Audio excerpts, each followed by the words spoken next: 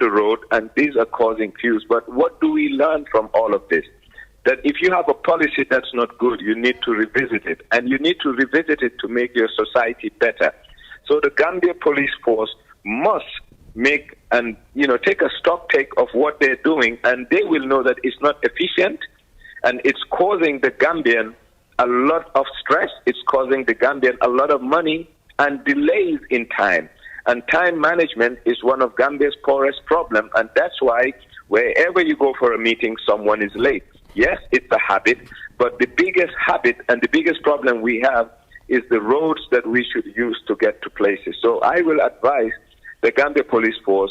to make sure that they talk to government and tell them we should make sure we give Gambians and people living within Gambia documentations at the least cost. Least cost meaning they cover all the expenses, but not to make sure it's a profit venture. All right. Munya, it's okay. Well, Nyang, thank you very much for your time, and it was a pleasure having you on the line. Most welcome. Bye-bye. Thank you. Nyanjai, an economist and, of course, a social commentator, they are sharing his thoughts on the latest move by the police. Dégg ngeen li mu wax mu nekk lu am solo waroon naa ko nag dugal ci olof bi tamit ndax mu gën a yaatal affaire yi waaye comme waxtu la ñu demee moo tax yooyu lan mooy seen jàngat ci li mu wax ak tamit am na lu bari lu mu indi ci li nga xamante ne mooy ci police bi nee na ne of course ñëpp xam nañ ne moom definitely nekkut li nga xamante ne mooy problème pour police yi joxe deadline wala wax nit ñi nañ fay seen licence wala seen kayit yi on time waaye tamit niñ ko defee déggoo nga fay balaa ngay jot sa kayit wala li lay wone ne yow fay nga dafay jël at least ay 21 days wala 1 month loolu affaire la comme ni nga ko waxee beneen bi tamit mooy li nga xamante ne mooy nga fay kayit daanaka every year te li gën a gàtt wala li nga xamante ne war naa am mooy daanaka every 3 years ñetti at bu nekk wala juróomi at soo faree kayit loolu nga ko war a mun a use balaa ngay fayaat di same document mooy di same kayit soo gis na ne loolu yëpp nekkan ay mbir yi nga xamante lu ñu war a seetaat la def ci jàngat te foog naan loolu tamit lu am solo la julde waaw comme Nyang Jaay ni mu ko waxee rek dafa am solo trop Amadou because wax na ko si kaddu am this is very stressful imagine démba rek man doon dem Costa Road and then police yi have to park us ñu ne driver yëpp ñu park vehicle bi pour ñu wàcca so I have to struggle to get another vehicle so it means comme lu wax ne man even bu ma doon dem sa dama late so lii dafa cost the country a lot because comme nu ko waxee rek time it's money time is very very important te I think one of the factors that is really affecting the country here is time. loolu de wax na ko mu ne waaw time management moom. te seriously te I think police bi tamit comme nu ko waxee dañu war a revisit their policy every year nga ñëw si driver bi nga ne ko ne mu park for a number of days loolu do affect only the drivers but the commuters as well because lan mooy happen moo nekk at the end of the day driver bi dafa increase the cost because he is also losing a lot at the end of the day moom tamit dafa war a dem avance verse si boosam bi so moom tamit dafa make sure by all means days yum lose liggéeyut dafa make sure by all means mu jël loolu noonu si communities yi te at the end of the day loolu dafa nekk a burden to the economy and to the Gambia so I think ne comme nu ko waxee rek ñu introduce revisit seen policy yi ñu make sure ne it is 3 or 5 years man I think even 5 years is the best thing to do because it's frustrating every year nga nar a toog ne driver yi how many vehicles are in this country nga nar a paak ñooñu yëpp te suñ ko dee paakee sax nekkut pour paak ko nii de because ñu xam nga ne road si dañ xat fii si diggi tali bi lañ laa taxaw ñuy wax ak yow ñuy waxtaan ñeneen ñu ngi si gannaaw yaa ngi waste time man loolu def ma dee jaaxal sax de seriously so instead of yow nga paak kooku noonu side ngeen wax nga lii duñ dee def loolu noonu de dañoo paak kooku noonu ñu setul ak moom même pare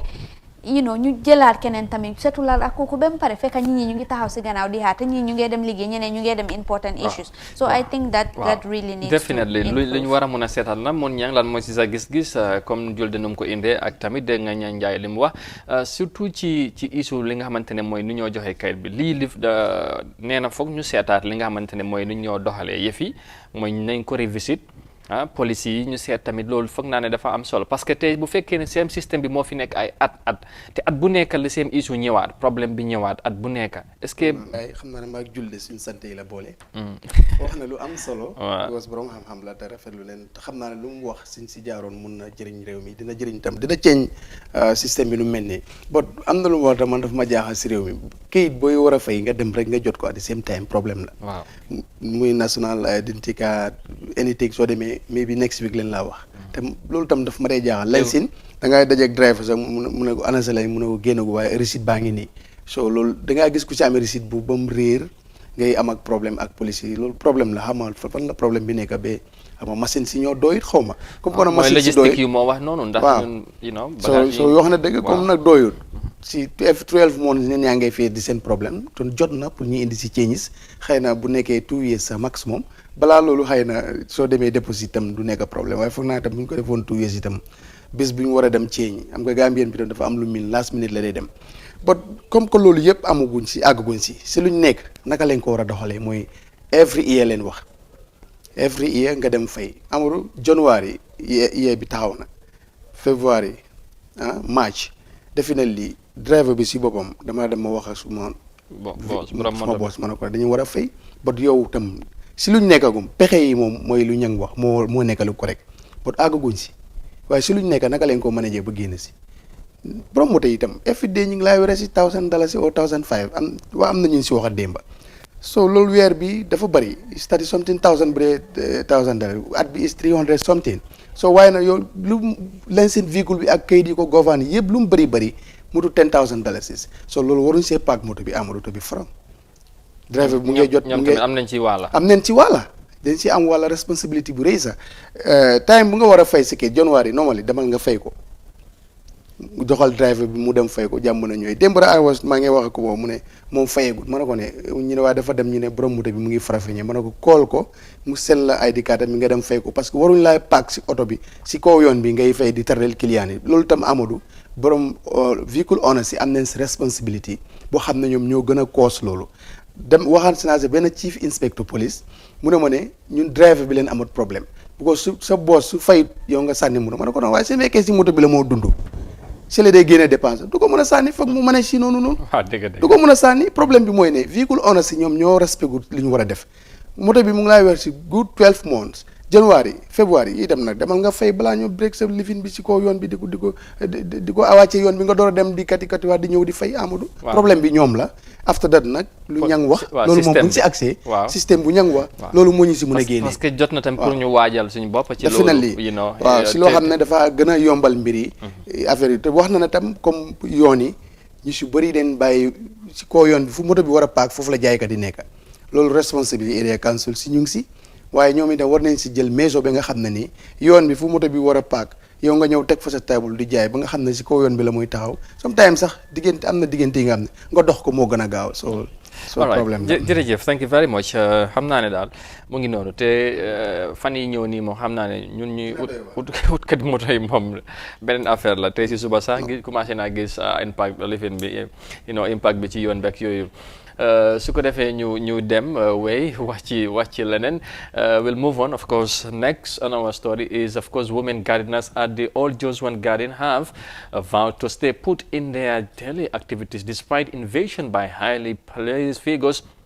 with the government of Adama Barrow. Some of businessman Modu Musanjai and one Yusufa Jawara are among those attempting to put up structures in the vegetable garden of the women in the area. The World Development Committee, led by Habib MLCC, said the Minister of Local Government and Lands is behind the looming crisis. Let's have more details of that in this report.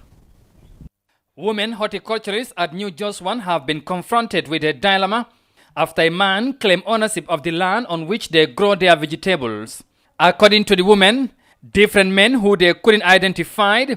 threatened to bulldoze all the vegetable in the garden for construction purposes. Since then, the women have been worried and frustrated about their very green vegetable.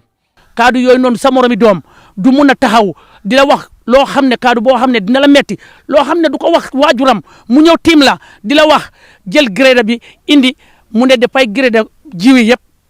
nga loolu du mun a def. after the intervention of the Area Ward Development Committee, together with the Kanifing Municipal Authority. The group claiming ownership of the lands are identified as close associates with the government. According to the Josian Ward Authority, the Minister of Local Government and Lands have admitted of giving authority of the claimants, although the minister has reportedly asked for a halt on the planned construction until the matter is resolved. Despite the threats, the women gardeners vow to continue work on their garden without fear, and that they are not prepared to negotiate their rights with anyone over ownership of the garden. Ndol nita discussing hono wala. Ndol be jang be men do ku kanyam fa jannim be fala. Ndol ni ngi to do sito ko ñu tan tol jono la wala. Iten jono la. So man pare ka Jambur la ba defa. Ani.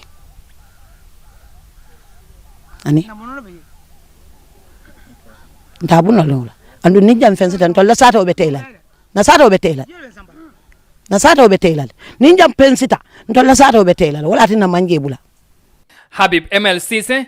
Councillor Fun I Africa, to express disappointment in the manner in which the lands are allegedly allocated to others different from the women without the knowledge of his office. The ward committee, he said, has begun engagement with the local government ministry with a view to each out a deal for lasting peace. Reporting for Africa News, I am Amadou Kante. All right, from that development gis ngeen ko Modou Niang ak Julde démb moom ñun ñu ngi fa woon gis nañ garden bi ak jigéen jigéen yu fa nekk di liggéey ak fu ñu bëgg a samp ak yooyu mu nekk li nga xamante ne mooy ci ñoom lu doy waar la te tamit dañ ko naxarlu te mënoon naa indi leneen because ñoom comme ni ngeen ko déggee daal xamuñ ki fa ñëw nee na daal moom ay boosam ay wala nguur gi moo ko yónni ministre bi moo fa wax mu ñëw lifin ci faro bi te gis nga mbay seen naako yi niñ mel Julde bi nga déggee ñaari jigéen yooyu wax ak story bi luñ ci wax yëpp lan mooy si sa jàngat parce que nag mbir mi daal mu ngi noonu rek. Because man daal Joshua Women Gardening man dama xëy rek ma gis ko foofu noonu since time bu ma dem primary school it has been there. So jigéen yu fa nekk ñoom tamit ñu ngi daan seen doole Amadou ñi loolu lañ war a understand. Most of these women, I am sure ne so laajee gaal sa garden bi loo ko def dañoo wax ne dañoo feed seen family dañoo feye foofu noonu seen doom yi gaay seen school fee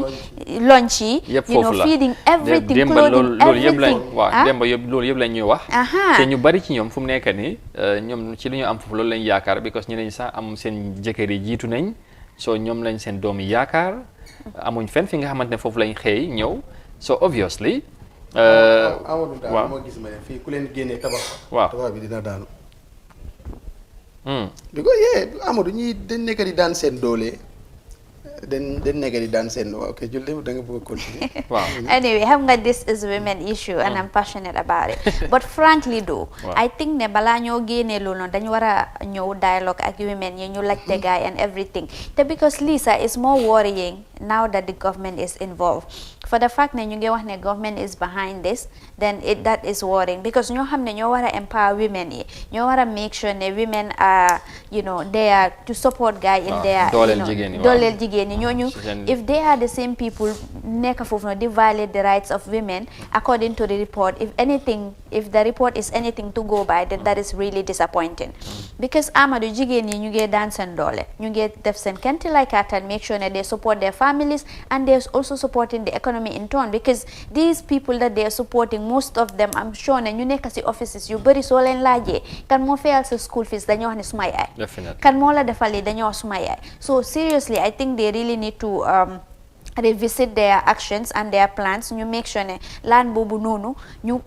comme duñ fa bëgg a bil ñu yóbbu ko benn feneen yoon ñu bàyyi garden si ñu garden foofu noonu ñu def because foofu la ñoo génne seen income bi te foofu la ñoo support seen family foofu la ñoo support the community so if all the surrounding villages around that end are dependent on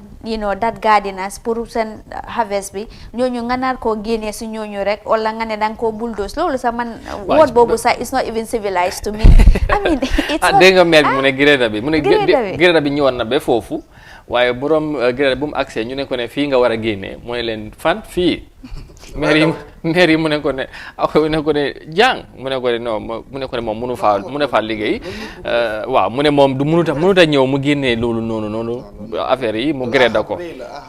waaw te ñi ñëpp suñu yaayi leen because fii dafa dee gis jigéen bu ndaw definitely maire yi nga fi dee gis ñu ne nag taay yëpp dañ feebar dafa yàgg nag te boo demee sax am nañu nga xam ne nelawuñ it's possible am na ñoo xam ne si leen fayal school ba ñu wàccee léegi nii di liggéey si garden si nii lu jar a bàyyi xel la te amadul ak nu mu mënta demee dëkk bi dëgg la loi moo ko gofaan loi mooy def lu ne waaye nu mu mënta demee dañ war a ñëw waxtaan ak ñoom ak nu mu mënta demee neen xaar ba lii ñor ñuy wax leen su fekkee ne sax nguur daf ko bëgg a jël because nguur moom suuf moom moo ko moom fii moo si am right bu nekk waaye nag nit ki def ak mbéyteefam ba pare nga bëgg a ñëw jël grade fomp ko yow waxuloo ak ñoom loolu lu ñaaw la yaram da loolu paase na yaram bu daw sax ay yaxa fa des su ko defee ni ñuy def mooy dañ war a ñëw waxtaan ak mairie ne leen su ñoree am na li nangam lu si munta nekk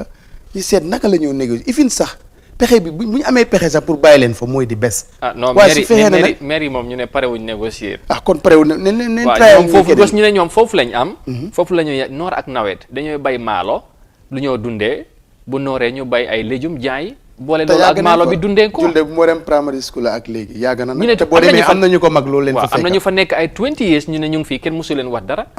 ay 10 years ku fa mujjee ñëw mu ne ma def na fa 5 years so xam nga su ko defee daal ñu ne ñoom ñu ngi noonu doy na waar di lii nag doy na waar te tamit nee nañ tamit war na say war na ko yëg nag ndoxi Serekunda side bii nii yëpp yu jógee fi foofu lay dalee ji te buñ fa tabaxee mooy dëkk bi dana toj soo dégg nga maire bi du ma na saatee ba teelal soo loolu la doon jëma anyway ne leen fa bàyyi daal nen ut pexe mun leen fa bàyyee daal mooy moo gën a am njëriñ ñu joxe ko keneen mu tabax ak lu mu fa munta def yes ak lu mu fa munta def maire yi nekk fa daal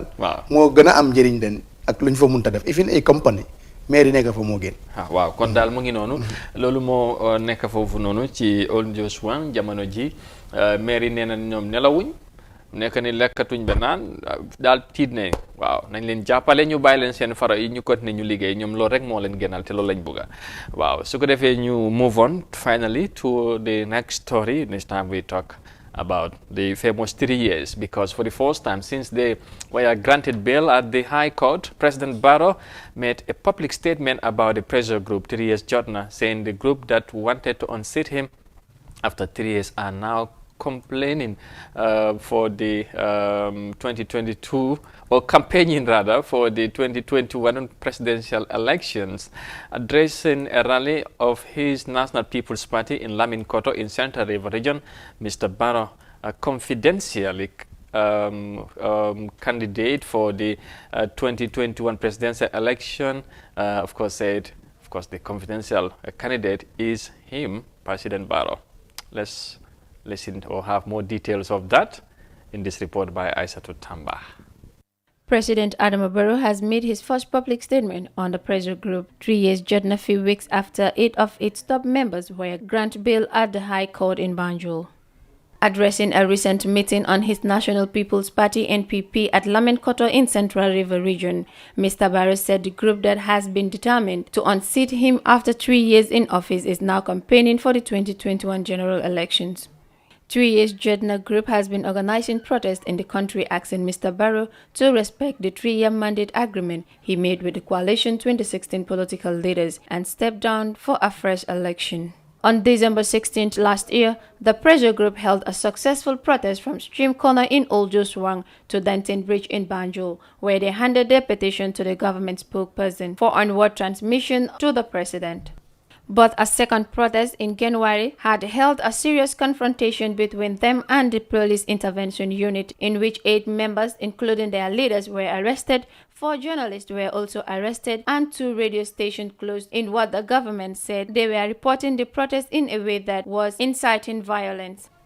ako mol wultano ika faye ka for 3 years jotna mu ne mu amoon ñu jóg naan ñetti at jotna bari sa faye ko waaye ma ne ma tontu ko ne nim men kay ko 3 years jotna ku la ne ñetti at jotna keba do ko ñeko jaabirobe wala say mu ne am na beneen góor gu ko waxoon ne loolu am na tontu léegi nim men ko 3 years jotna ku leen ne ñetti at jotna e sa faye 3 years tasna nga ne ko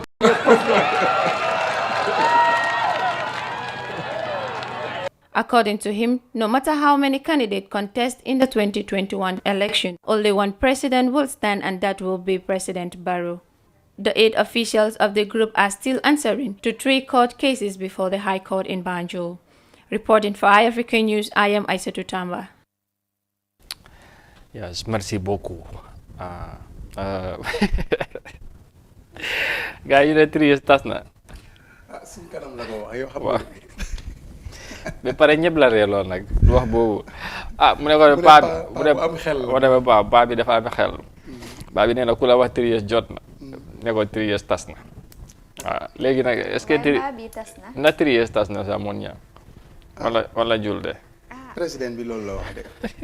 Président bi daan nee na tas na xama dafa gént. Xam nga gént. Waaw. Lii gént. Li ma foog. Ma xaram ma nafaraat ko ba after rek. Ok. Am na li ma foog waaw for the first time publicly muy wax affaire 3 years jot na. Waaw te mu ngi ko waxee ci rally te gis nga nu mu ko waxee xam naa ne moom xaw ma nit ñi naka lañ koy gisee ak tamit ñi nga xamante ne surtout waa 3 years jot na yi ak liñ bëggoon def nañ fi ñaari rally bu mujj bi moom dafa jaxasoo woon torop. Waaw. wallaay ba léegi sax ñu bari seet daal la leer si ñu ba léegi suñ mic bi booy mic am na mic bi si des bu am ne kan waaw gis nga loolu yëpp xew na ci. Anyway,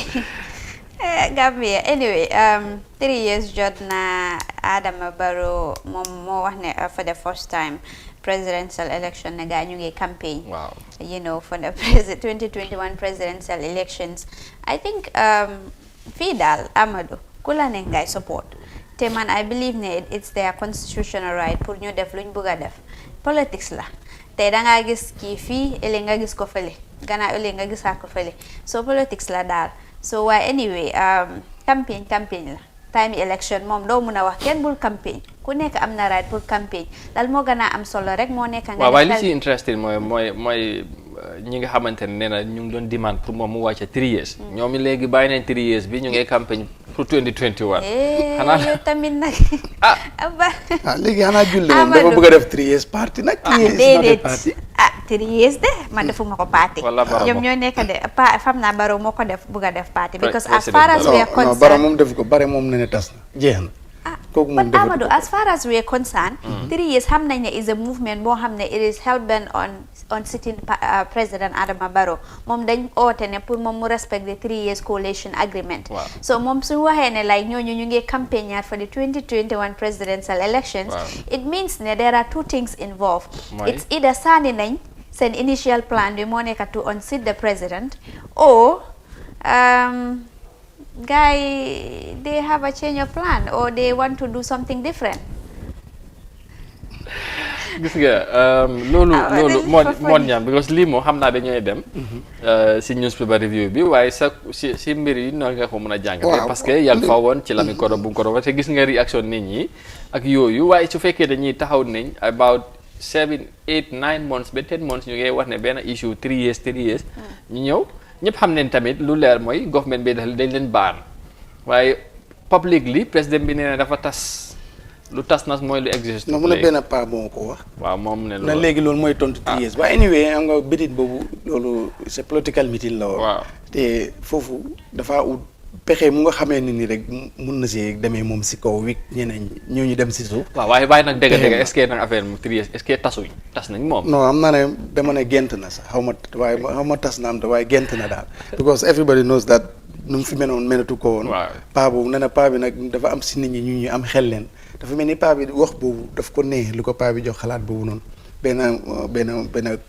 paa moo ko jox. est-ce que lii du leen yee tamit bu tax ñu yëngatuwaat. non fekk sa because nguur la te bànn leen already yëngatu du fa mën a nekkaat xëy na looloo tax woot bi gën koo ne ku la wax 3 years mooy 3 years tas te ñoom léegi mu ne seen pexe mooy 2021 Amadou loolu nag mooy di best foofu rek leen ko mën a xaar léegi te foofu mooy lu ànd ak lu waa xaar ko si on 2021. seems like they have agreed with Gambia for peace building 5 years and peace building ñooñu ne ñu xaar leen 2021 presidential elections. moo si des te ñeneen sax am na ñu wax ne sax 3 years bi duñ ko mën a baan because it was never registered in the first place. so yow loo mën a baan rek moo nekkal lu ñu register waaye lu ñu register loo xam ne dañ ko register wuñ how will you ban that. kon loolu si def loolu la si teg sa tànk ko. that is Gambia and its politics. kon loolu ba léegi nguur am na opportunité su ma leen bàyyee moom dañuy continuer rek 3 years dañ ko taamu ba bu ñu koy wax mun nañ see wax ba programme bi jeex. parce que nag bokkoon na ci li nga xamante ne mu daanaka every now and then ñu wax ci. waaw léegi kenn waxatu si waaw léegi loolu moo ci lu bees. président Barrow nee na am na ku ko wax ne 3 years jot na tas na. léegi tontu bi daal mooy tas na waaw léegi moom kon ñu jàpp foofu rek ci political rally bu mu doon amal foofu ci Lamingkoto Central River Region su ko defee. loolu moo ndar keppal li nga xamante ne mooy ci studio stories yi tey waaye jeexagul bu leen dem fenn because ñee dem jël short break ànd ak bàq bi dellu si waat di nuyu bu baax borom bàq bi ak bu baax a baax su ko defee dem ñëwaat léegi-léegi incha allah wax ci lu gën a fees tey ci etukel yëglekaay yi léegi-léegi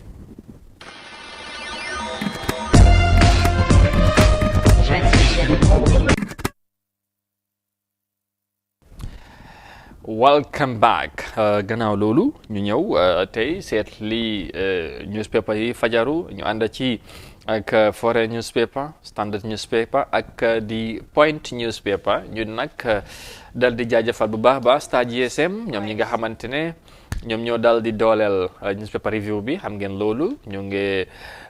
def li nga xamante ne mooy jaay mobile accessories lu am solo si seen maakaan ñu ngi fii si Tabokoto Latrikunda ba Westfield lépp lu ngeen bëgg ci li aju ci wàllu mobile satellite ak receiver boo leen fa demee incha allah da ngeen ko am ci nu mu gën a yombee waaye tamit ci nu mu gën a baaxee julde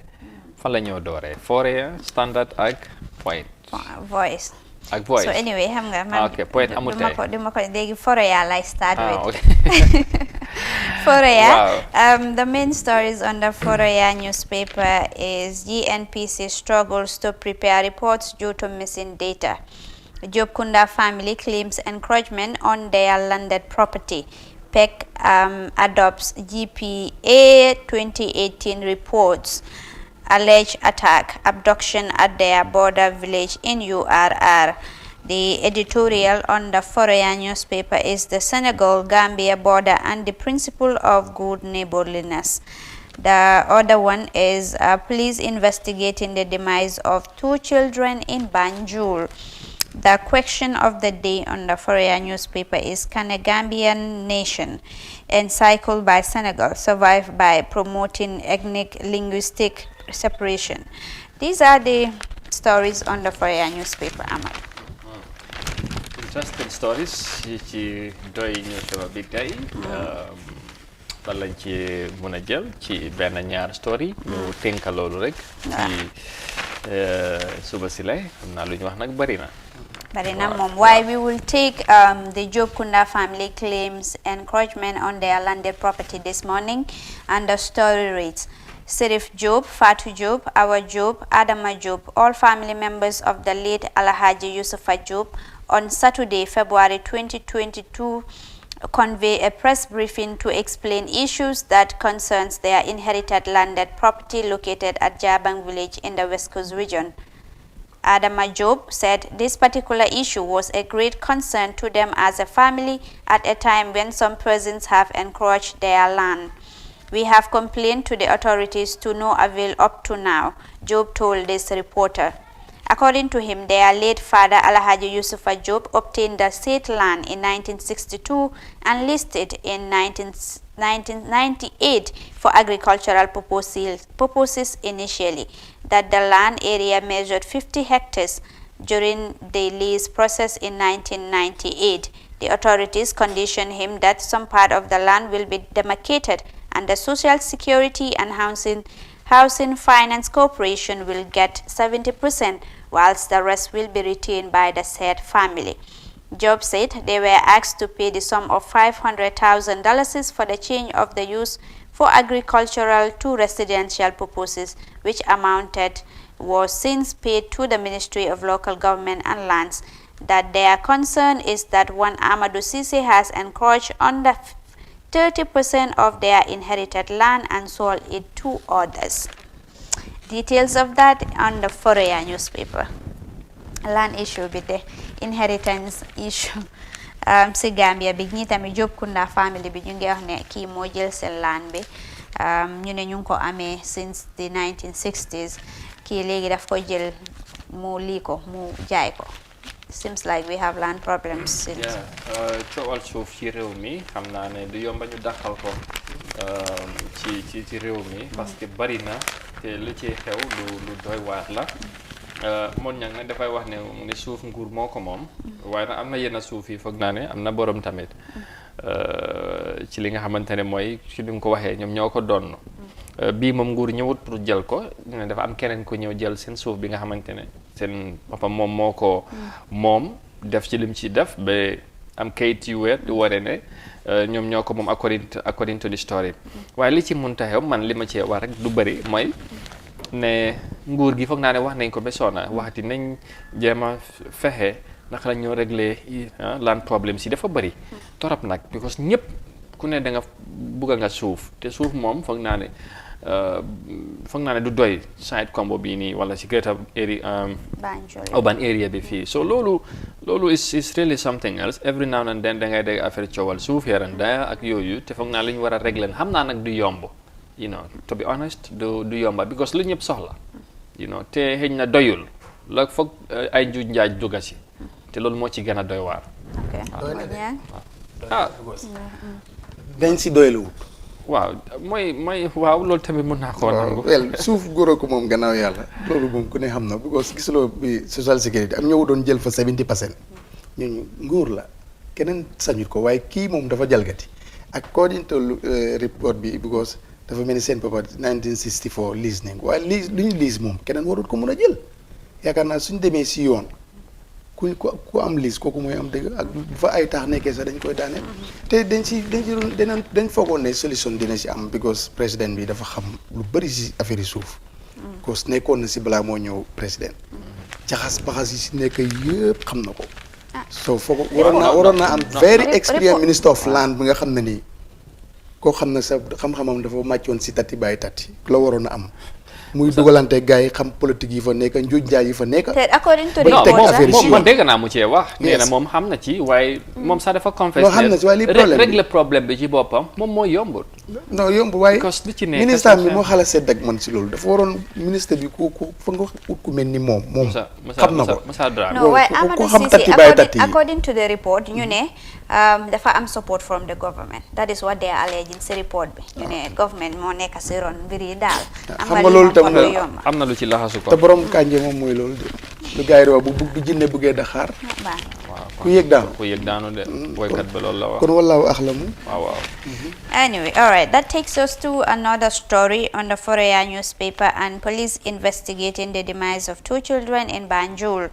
The public relations officer of the Gambia Police Force, ASP Lamin Jai, has yesterday confirmed to Foroyaa that they have begun the investigation of the 2 children found dead in an abandoned garage in Banjul. I can confirm the incident at that we have begun the investigation. The dead bodies of the 2 children were taken to the Edward Francis Small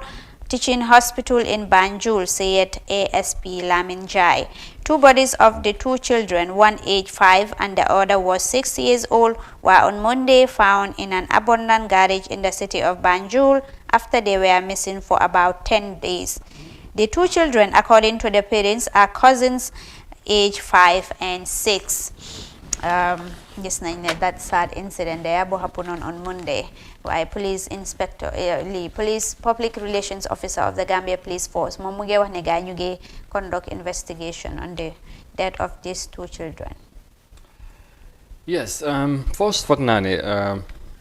dañuy masaw family ñaari xale yi métti na lool ci li xew you know and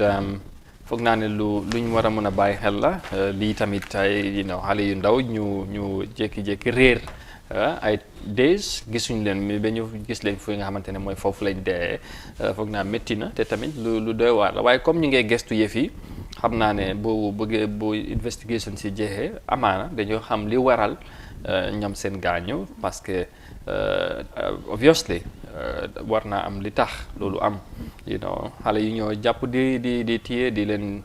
rey ak yooyu dafa doy waar bu dee loolu moo am waaye li ci mënta xew foog naa ne luñ war a mën a bàyyi xel la waajur yi tamit ñu war a bàyyi xel lool responsibility seen xale yi loolu tamit dafa am solo in as much as ne xale war naa mun a dem mu fooy ñu bàyyi ko waaye tamit contrôle xale dafay am solo loolu yëpp tamit ñu bàyyi ko xel waaw definitely well am na solo waaye jamono foog ñu change because dañ doon bàyyi suñu xale yi ba ngoon kenn du leen lijjanti jamono dafa change xëy na sax ñu ne fu mu nekkoon ba léegi waaye ñun dañ change soo su ko defee waaye juri comme man foofu rek laay waxee ñu gën a bàyyi xel si njaboot gi because xale su génnee 10 minutes gisuloo ko war nga mën a 10 minutes sax dafa bari Amadou war nga mën a seet dugg génn xam nga mostly am na foo xam ne ni foofu leen day gën a dem nga seet ko but 1-2 hours ba ay 10 days dafa bari so waajur yi yëpp nañ si gën a bàyyiwaat xel parce que responsibility si waajur la pour mu bàyyi xel njaboot gi sa rawatina ñu ndaw ñu ay 5 years nangam kooku soo ko misee in 5 minutes war nga ko mën a gestu seetaat ko soo ko gisul sa area war nga mën a daw seeti ko feneen boo jar na si bàyyi xel def ko ti ñaaw ci fii ñu ngi fi waaye buñ dajee ku waajur bu sàggan rek dañoo am luñ bëgg su ko defee wax bi yëpp dem na ñëw na mooy waajur yi nañ gën a bàyyi xel si njaboot gi gën leen a seetlu gën leen a seetantal bëggoos ñi yàq bari na trop bëggoos lii ñi ñëpp a ko ñaawlu te dafa ñaaw di ñaan yàlla gëstu bi mu feeñ bañ gis ñi ko def teg leen daan yi war ba nga xam ne keneen ëllëg sa xel du ko daj bëggoos lu ñaaw la di jaale ñooñu yàlla utal leen loo xam ne bu ñëwee toog ba jëriñ leen That takes us to Standard newspaper, and the main stories on the Standard newspaper is prom into mysterious Banjul kids death starts. Jambur community reconciled. China gives Gambia 10 million medical equipment, doctors. And the other one, the last story on the Standard newspaper is man gets 10 years for rape. These are the main stories on the Standard newspaper. Then we start with the Jambur issue, and the story there is the Truth, Reconciliation and Reparations Commission on Tuesday 10th March 2020 facilitated a reconciliation dialogue between the son of former and late Alcalo of Jambur and some elders who have testified before the commission during the regional hearings conducted last year. The officer in charge of Farato Police Station, West Coast Region, was invited to join the delegation. The dialogue was held following a disagreement that occurred between the families of the former Alcalo, the Imam and other elders of the community after their testimonies, and ended up at the Farato Police Station. The TRRC intervened and the matter was withdrawn by the elders to give peace and reconciliation a chance. The two sides met at the TRRC premises and had a difficult and frank discussion on the issue, and the son, family and clan of the late Alcalo expressed remorse over the incident that left the community deeply divided. Details of that on the Standard newspaper. TRRC Jambur guys and among issues, the Alcalo former, and then through their testimonies, why I guess alhamdulillah, matter is resolved now through the intervention of the TRRC and of course the village elders. Yeah, I think that's very good. liñ def noonu lu am solo la foog naa ne lii rek moo am solo mooy tamit foog naa ne bokk na ci li tax TRRC bi jóg mooy boole nit ñi fexe ñu baaralante lu fi xewoon yooyu foog naa ne bu ñu defee taxawaay bu mel nii bokk na ci seen taxawaay pour boole nit ñi tax ñi jàmmoo ñu dekk ci dekk bu am solo donte ne bu testimony amee moom nga tudd ci ay ñeneen dina am ñu ci gis seen bopp mer ak yooyu soo xëj na yeneen réaction ci dana am surtout ci communauté yu mel noonu waaye bu ñu fexee ba ñëpp tamit ñëw toogaat waxtaan ba jàmm dellu si foog naa ne loolu luñ mën a rafetlu la ñaan rek yàlla de jàmm ji sax foofu ak feneen ak fépp ci réew mi ak tamit ci àdduna la ñoo wax. waaw na ko olof di waxee rek gannaaw ay jaama. so jaama bi moom si la lépp xaj lépp looy gis rek bu jaama amul du am ñoom bu ñu amul jaam dëkkin bi foofu du neex te yàlla boole na leen already. waxuma la dëkk rek waaye réew rek bu la ko yàlla bu leen si dëkkee rek yàlla boole na leen waxatu balaa gox. waxul ma gox-goxaat ba mu ñëw nekk dëkk so loolu important la di wax na tam Gambien bi tam wax dëgg yàlla gàcce ngaalaama because TRRC bi nu muy demee te mosuñ dégg fu problème am community bi finalement Gambien people bi sax la ñu wax ñu ànd ak ñu dal leen ñu ànd ak seen sago leen si problème bi because ñu bëri luñ si foogoon amul si te mosuñ see dégg benn kees dinañ jaaraama tam TRRC seen taxawaay bi pour gis ne nit ñi nekk bennoo bi sax na ba pare jégalante bi am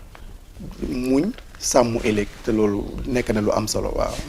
Okay, that takes us to another story on the Standard newspaper. Man gets 10 years for rape. The Brikama Magistrates Court yesterday convicted and sentenced one Samba Jamanka to a mandatory jail term of 10 years after finding him guilty on a single count for raping a 7-year-old girl.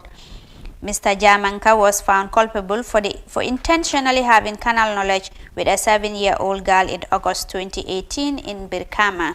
Passing judgment, Magistrate Juve said the prosecution has proven its case against Mr. Jamanka, abducing evidence through 6 witnesses as well as tendering 3 exhibits comprising a cautionary statement, an IPO's report and a medical report.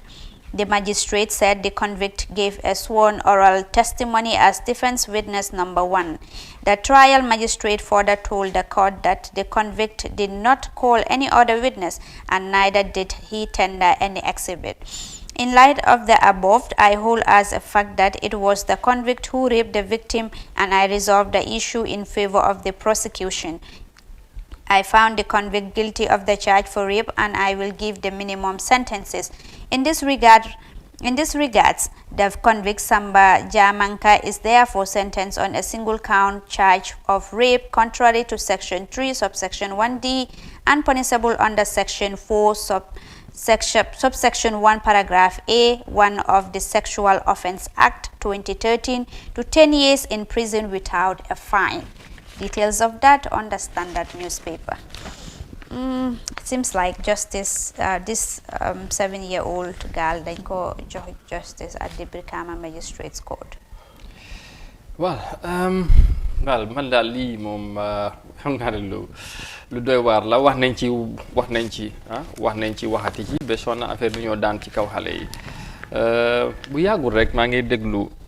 benn jigéen borom xam-xam mu ngi wax ci yu mel nii te foog naa ne am na lu bari lu mu ci wax waaye lenn rek li ma ci jàpp li ma bëgg a wax nee na daal am na ñi nga xamante ne dañu wérut te ñu ngi ci ñun bokk ci société bi waaye dina jafe pour ñu xam naka la ñoo deal ak ñoom so loolu moo tax mu ngi doon gën a jox advice bu baax parents surtout jigéen yi ndax nañ sàmm seen xale jigéen yu ndaw yi loolu dafa am solo da nga gis nit doo xam naka la mel waaye ñëpp nekkuñ everybody is fine. am na ñi nga xam dañoo def yeneen jëf yi loolu ku am xel a 7-year-old waaw ñu ne nga ay 2 years ay 1 year ay 3 years loolu ku ko mën a def ku am xel nga wér non gëmuma ne man waa da nga mën a def loolu waaye nag is something li nga xam ne ñu ngi dëkk ak moom ñu ngi gis mu every now and then so nekk na lu doy waar kéemaane na waaw definitely xëy na feebar la daal waaye feebar la dafa kéemaane Amadou waaw 7 years moom wax dëgg doy na waar daal waaye xam naa ne loi bi moom def na lu mu war a def 10 years 10 years without a fine. waaw kéemaane na de waaw naa dafa doy waar parce que waxuñ góor bi ñaata at la am 10 years boo ko dundee génn dundee no mooy loolu. Okay. We move on to the Voice newspaper because it seems like we don't have time. The Voice newspaper is National Assembly Select Committee towards Heritage Sites Order. Second Presidential Council meeting kicks off in Dakar. I feel they were killed and put in the car. The other story on the Voice newspaper is GCCPC says 2014 Consumer Protection Act gives right to return bought good after 24 hours. The other story is Honorable Jata says Caribbean an example of good collaboration. Students urge teachers to end sit-down strike. These are the main stories on the Voice newspaper. And we go with the GCC. PC says 2014 Consumer Protection Act gives right to return bought goods after 24 hours. The story there is the Gambia Competition and Consumer Protection Commission on Tuesday advised customers of a rule that gives them the right that they can return goods bought after 24 hours. GCCPC disclosed this during an organized press conference that aimed to create awareness among the general public by the law to redress their consumer rights, abuse and breaches, complaining to the Commission and Customer Protection Tribunal. Manyi Mabojang, Director of Legal and Enforcement Department, said consumers customers rather should not be fooled by the hoax that after 24 hours a good bought or used cannot be returned or shown disqualification. This is not true and not in line with the provision of the Consumer Protection Act 2014, she stated. Details of that on the Voice newspaper. Many times danga jënd fi dara sax within an hour or less than that nga fekka nga dem seet nga fekka maybe mu ngi amee fault or something else nga return ko ñu ne la déedéet du fii la amee o du fii la yaaxa o doo ko mun a delloo waaye ñoom ñu ngi wax ne this particular act dafa joxe nit ñi the right pour soo jëndee dara within 24 hours mun nga koo delloo. Well, foog naa ne it's good ne génn nañ pour wax ni ñu xam seen right ci loolu waaye anyway lan mooy affaire bi mooy boo jëndee dara bu nga dem nga dellu si within 24 hours xam nga ñeneen soo demee ndax ki ngay jënd xamee nga place bi xam nga ko ak yooyu yëpp mooy affaire bi waaye daal nañ am yaakaar tamit ne nit ñi nañ ci bàyyi xel ak li nga jënd lan la woot ak yooyu. su ko defee foofu la importance bi amee. whatever you buy make sure that you have the receipt for it soo gisee like all this. fii soo fi demee marché bi nga jënd yéen kenn du la jox receipt yaa xam nga loolu. Won yang. xam naa ne yéen da ngeen war a respect am na koy wax nag da ngeen ko war a déglu ko daf leen yéen amoon. tout su dee wax doo leen ko dee dégg te su ko neexee léegi affaire yëpp fii. su ko defee da ngeen du dañuy yokkal time wala. ok dëgg la lu am solo waaye gis nga nit ki daal xam sa raay daf si dee baax ba nag am na si nga xam ne tam da ngay waaru de dafa am jaay yi nga xam ne nag moom war ngaa xamee foofu fi nga ko jëndee war nga fa xam ne baax na fa o baaxut fa wala nga wax sama receipt moom ñun Gambie business bi fongu ko noonu am na kuy jaay ko nga xam ne soo ko ne receipt sax man awuma receipt o mënuma koo bind sax loolu la lay wax definitely am na solo just bitig yi mag yi rek ñoo ko dee faral di am soo jëndee daal nga ne ko ne maa ngi dem waaye bu baaxul dinaa ñëwaat loolu moo gën a óor bu yàqoo nga ñëwaat nga xam la xay bañ a delloo si loolu dafa ëpp nag waaw ñu jox gars yi rendez-vous ba suba insha Allah waaw wala nga tàggatoo waaw jox gars yi rek ñu doon seetaan ak ñi si biir yëpp ñu ngi leen di sant di leen gërëm am mbégte si soxna si Ndiaye am mbégte si SG Mr Kanté ñu ngi laa gërëm bu baax waaw waaw di wax na rek ba suba incha allah di ñaan borom mbaar mi rek nga xam ne kenn musul dégg koñ bu rës mu sàmmoñee ñu noonu rek barke Seydina Muhammad waaw ñaan bu fasaa la waaw macha allah julde bye bye rek ba suba inshallah to another edition of the Good Morning Africa program di leen jaajëfal ak of course suñ technical team yi tamit Tungs ak gaayam yi Mariam Baboucar and everybody ñu ngi wax thank you so much seen liggéey boo leen nekk di def they have been doing amazingly well am na ñu fi nekk ñu ngi seetaan de waxuñ rek waaw ñu ngi leen di gërëm tamit si seetaan bi waaw ñu jàppale waa technical bi si ñeneen ñu bëgg a wax yu bari yooyu noonu yëpp waaw jërëjëf Modou Niang jërëjëf Julde waaw jaajëfal leen bu baax a baax ci safoo bi ak ci kóolute bi ci ànd bi ngeen di ànd ak Africa saa su ne si suñu programme waaye jàpp leen ne incha allah nañ continuer di wéy di ànd ak yéen ci lu am solo ci xew-xew ci réew mi ba ci biti réew waaye tey daal fii la ñoo yemande ak yéen gërëm nag sant bu baax comme suma gars yi nuñ ko waaye caméraman yi technicien si jiital ci madame directeur di la jaajëfal bu baax ak Ado moom moo yore sound bi ak yooyu ak ñëpp daal jox leen dégg daje suba ak jàmm ñu delloo ci beneen édition incha allah jërë ngeen jëfati yàlla nañ indoo kenn luñ jàmm jërë ngeen jëf